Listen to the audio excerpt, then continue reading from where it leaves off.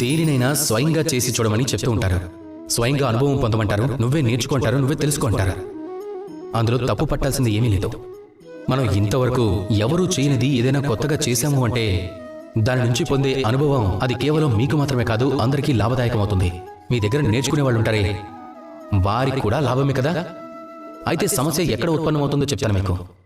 మన జీవితం అంతా పెద్దదేమీ కాదు, ప్రతి ఒక్క కార్యాన్ని పూర్తి చేసి దాని అనుభవం ద్వారానే తెలుసుకోవడానికి. ఉదాహరణకి అగ్ని ఉంది, అది ముట్టుకుంటే కాలుతుంది. ఈ విషయాన్ని తెలుసుకోవడానికి ప్రపంచంలో ఉన్న అందరూ నిప్పులో చేయి పెట్టాల్సిన అవసరం లేదు కదా. లోకంలో ఎందరో గొప్పవారున్నారు, ఎందరో మహాపురుషులున్నారు, అలానే మరెందరో మహానుభావులున్నారు. ఇంకా బుద్ధిమంతులు కూడా ఉన్నారు. వారి అనుభవాల నుంచి మనం ఎన్నో తెలుసుకోవచ్చు. వారి జీవితాలను చూసి మనం కూడా అనుభవం సంపాదించుకోవచ్చు. అలా సంపాదించుకుంటే జీవితం మరింత సులభం అయిపోతుంది. అది తప్ప మనకి వేరే దారి కూడా లేదు. నిప్పులో చేయి పెట్టి చూడటం, సముద్రంలోకి దూకి ఈత నేర్చుకోవటం, ఇలా ఎన్నో ఉన్నాయి. ఏం చేస్తారో మీ ఇష్టం. ఏం చేసినా మంచి చేయండి, అలానే నాతో ప్రేమగా పలకండి. రాధాకృష్ణ.